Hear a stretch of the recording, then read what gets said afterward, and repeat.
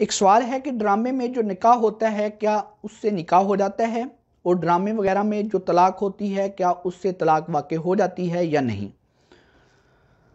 تو اس کے بارے میں سمجھو، ایک رائے یہ ہے کہ اس سے طلاق واقع ہو جاتی ہے۔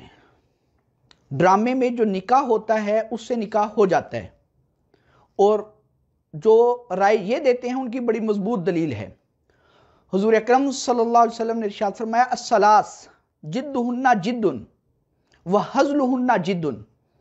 تین کام ایسے ہیں وہ سنجیدگی سے کرو، سیریس ہو کر کرو تو وہ سنجیدگی ہی سمجھی جائے گی، مذاق میں کرو تو پھر بھی سنجیدگی ہی سمجھی جائے گی۔ ایک تو نکاح ہے، دوسری طلاق ہے، تیسرا غلام آزاد کرنا ہے۔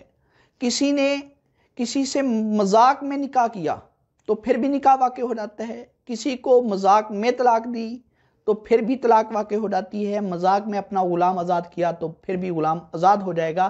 بعد میں شخص یہ نہیں کہہ سکتا کہ میں نے تو مذاق کیا تھا، تو اس اعتبار سے نکاح ہو جاتا ہے۔ لیکن دوسری رائے یہ ہے کہ اس سے نکاح واقع نہیں ہوتا، کیونکہ یہ ایک کہانی ہے جس کو رپیٹ کیا جا رہا ہے، ایک کہانی کو پڑھنا ہے، اور ایک کہانی کو زبان سے نہیں پڑھا جاتا بلکہ اس کو اپنے عمل سے دکھایا جاتا ہے۔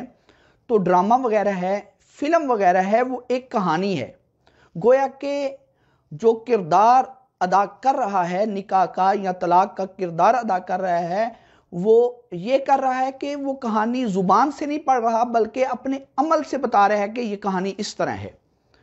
تو اس سے وہ ہزل میں نہیں آتا، وہ جد میں نہیں آتا، وہ اس سے باہر ہے۔ گویا کہ یہ ملفوظ ہے، جیسا کہ زید کہیں جگہ لکھا ہو کہ زید نے اپنی بیوی کو طلاق دی، زید نے فلاں سے نکاح کیا، تو یہ لفظ کوئی پڑھ لے تو اس سے نکاح واقع نہیں ہو جاتا۔ وہ لکھے ہوئے لفظ اپنے عمل سے، اپنے کردار سے ادا کر دے تو اس سے نکاح واقع نہیں ہو جاتا۔ تو دونوں قسم کی رائے ہیں، پہلی بھی مضبوط دلیل ہے، دوسری بھی مضبوط دلیل ہے، لیکن احتیاط یہ ہے کہ نکاح ڈرامے وغیرہ میں یا فلم وغیرہ میں جو نکاح ہوتا ہے اس نکاح کے بارے میں علماء سے پوچھ لینا چاہیے کہ میں اس کو کن الفاظ میں ادا کروں کہ یہ نکاح واقع نہ ہو، کن الفاظ میں ادا کروں کہ یہ طلاق واقع نہ ہو۔